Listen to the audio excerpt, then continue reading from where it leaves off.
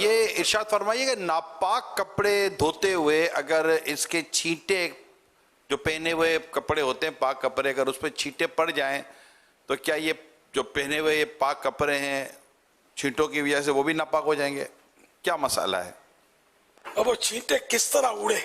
یہ اب مثال کے طور پہ ناپاک کپڑا جس میں نجاست نظر نہیں آ رہی ہے نا، اور اس پر اب پانی بہا، پاک پانی، اور اس میں اب نجاست والا حصہ سمجھو مکس ہو رہا ہے، لیکن یہ بہتا جا رہا، رکا نہیں۔ ابھی جو پانی کپڑے سے گر رہا ہے نا، اگرچہ یہ ناپاک کپڑے والا ان کو بول چال میں تو کہہ رہے ہم، لیکن یہ ایکچولی یہ پاک ہے، جبکہ اس میں کوئی نجاست کا اثر نہیں ہے، اور کہیں بھی دھار اس کی جدا نہیں ہو رہی، ڈائریکٹ اس میں دھار آ رہی ہے، اور وہ اس طرح آ رہی ہے کہ وہ چھینٹے دوسروں پر نہیں اڑا رہی، ورنہ نجاست سے ٹکرا کر چھینٹے اڑیں گے تو وہ چھینٹے پھر ناپاک۔ تو یوں مطلب یہ اگر صورت ہے، اب وہ کیا صورت ہے یہ واضح ہو، نجاست پاک پانی میں گھپ کر کے گرائی جیسے، اب وہ ناپاک چیز گری، اس سے وہ چھینٹے اڑے اس نجاست سے ٹکرا کر، تو یہ چھینٹے ناپاک ہیں۔ جیسے بالٹی میں کپڑا پڑا ہے، اب یہ ہے کہ وہ پانی اس میں ڈال رہے ہیں اور جو ہے وہ بالٹی چھلکی نہیں ہے، اب اس میں جو ناپاک کپڑا موجود، اب جو بھی چھینٹ آئے چاہے اثر نظر آئے یا نہ آئے وہ ناپاک ہی ہے، جبکہ یقینی ہے کپڑے ناپاک تھے۔ اب وہ تو ناپاک ہے جبکہ بہنا شروع نہیں ہوا ہے نا۔ جی، یا بالٹی کے پہننے میں کوئی ایسا سوراخ ہے،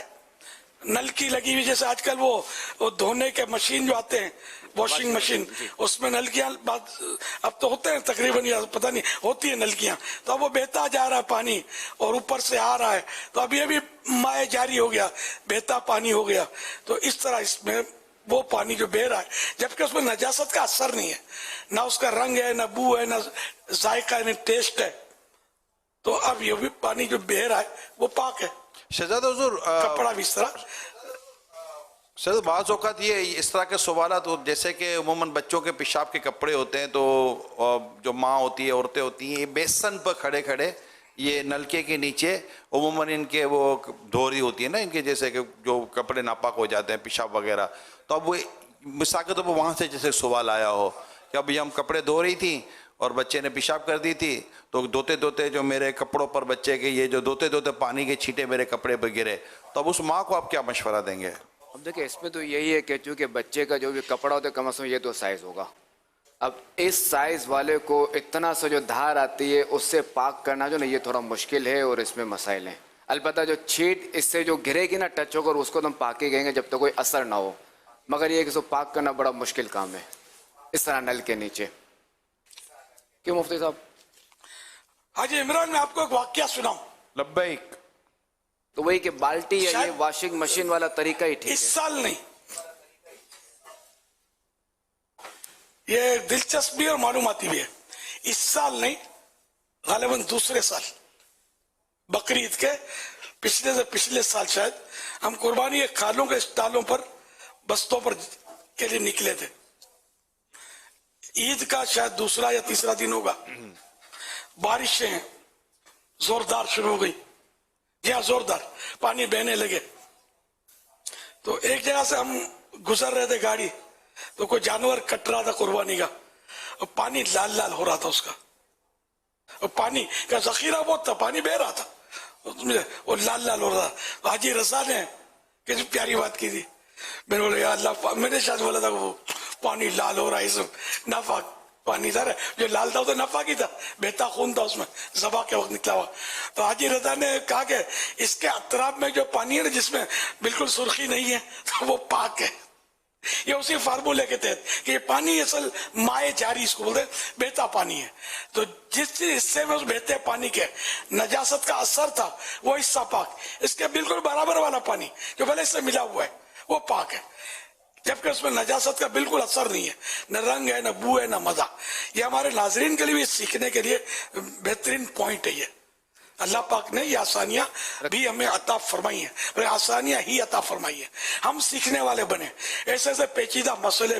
میتھ کے اور پتہ نہیں سائنس کے، اتنے اتنے پیچیدہ مسائل لوگ ہوتے ہیں خوشی خوشی اس کو حل کر رہے ہوتے، کچھ نہیں بولتے. اور جب ہم شریعت کا مسئلہ بولتے ہیں، یار یہ بہت مشکل ہے، یار یہ بہت مشکل ہے، اور جس دن آپ کو تنخواہ دیں گے نا ہم، یہ آپ کو آسان ہو جائے گا. جیسے سونے کا نوالا دکھائیں گے نا آپ کو کہ یہ سب یاد کر لو تو یہ آپ کو اتنی تنخواہ ملے گی، اور یار یہ تو بہت آسان ہے. تو خالی نفس ہی کی بات ماننی ہے